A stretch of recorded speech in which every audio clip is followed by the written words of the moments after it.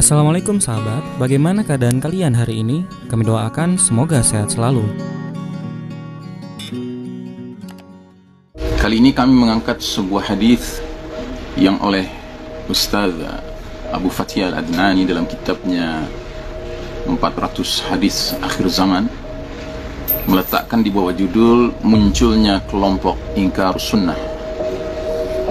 Dari Miqdam bin Ma'di Karib Al-Kindi radhiyallahu anhu berkata, Rasulullah sallallahu alaihi wasallam bersabda, ala inni utitul kitaba wa mithlahu ma'ah, ala inni utitul qur'ana wa mithlahu ma'ah, ala yushiku rajulun yanthani shab'anan ala arikatihi yaqulu alaykum bil qur'ani fama wajadtum fihi min halalin fa ahilluhu وما وجدتم فيه من حرام فحرموه ألا لا يحل لكم لحم الحمار الأهل ولا كل ذي ناب من السباع ألا ولا لقطة من مال معاهد إلا أن يستغني عنها صاحبها.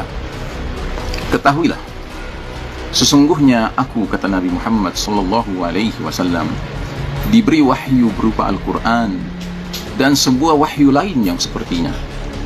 Ketahuilah, sesungguhnya aku diberi wahyu berupa Al-Quran dan sebuah wahyu lain yang sepertinya. Hampir-hampir akan tiba suatu masa saat seseorang bertelekan dengan perut kenyangan di atas sofa empuk seraya berkata, hendaklah kalian mengikuti Al-Quran saja.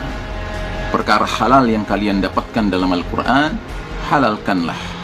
Dan perkara haram yang kalian dapatkan dalam Al-Quran, haramkanlah.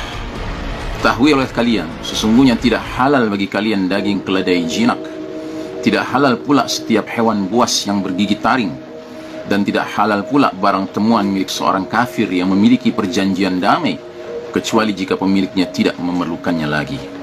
Ini hadis diriwayatkan oleh Imam Abu Daud, Tirmidzi, Ibnu Majah, dan Ahmad.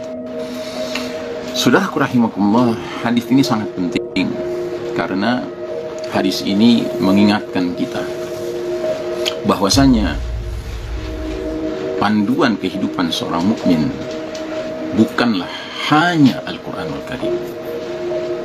Bahwasanya Al-Quranul Karim merupakan panduan orang beriman itu jelas, itu pasti.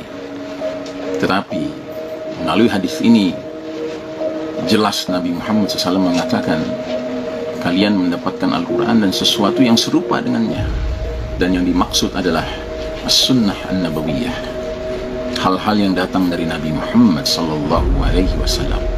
Karena semua yang beliau ucapkan pada hakikatnya adalah bimbingan dari Allah Subhanahu wa taala. Bisa dikatakan itu juga merupakan wahyu. Sebagaimana firman Allah taala, "Ma yantiqu 'anil hawa in huwa illa wahyun yuha." Apapun yang diucapkan Nabi Muhammad sallallahu alaihi wasallam bukanlah mengikuti hawa nafsunya. Semua yang diucapkannya tiada lain adalah berdasarkan petunjuk dari Allah Subhanahu wa taala. Nah, di zaman kita sekarang ini, zaman penuh fitnah di akhir zaman ini, tidak jarang kita jumpai sebahagian orang bahkan mengaku pemuka Islam, tokoh Islam, ustaz, yang di dalam penyampaiannya menggarisbawahi pentingnya Al-Quran, dan sedemikian rupa dia menggarisbawahinya sehingga jelas terlihat pensikapannya yang cenderung meremehkan hadis-hadis Nabi Muhammad SAW, As-Sunnah An-Nabawiyah. Wa na'udzubillahi min dzalik. Ini tidak dibenarkan.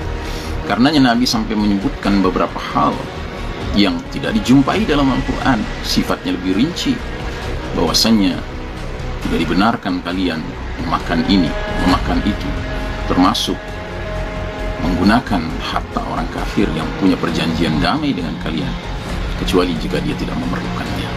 Ini perkara-perkara yang sifatnya tidak disebutkan secara eksplisit di dalam Al-Quran, tetapi Nabi Muhammad SAW menyampaikannya, mengingatkannya. Karenanya saudaraku rahimakumullah, marilah kita secara utuh menerima ketaatan kepada Allah dan Rasulnya. Kita menerima untuk memperhatikan berpegang teguh kepada pesan Nabi sallallahu alaihi wasallam yang kurang lebih berbunyi sebagai berikut: taraktu amrayni lan tadillu abadan in tamassaktum bihima, kitabullah wa sunnati, atau kama qala an-nabiy sallallahu alaihi wasallam, yang artinya, kutinggalkan bagi kalian dua warisan suci yang kalian tidak akan sesat selama-lamanya selagi kalian berpegang teguh kepada keduanya, yaitu kitabullah Al-Quran dan sunnahku Nabi Muhammad sallallahu alaihi wasallam. Saudaraku, marilah kita benar-benar bertekad untuk menjadi mukmin, muttaqin, yang tunduk kepada Allah dan Rasulnya, bukan semata-mata tunduk kepada Allah dengan alasan bahwa hadis itu tidak terlalu penting. Na'udzubillahi min dzalik.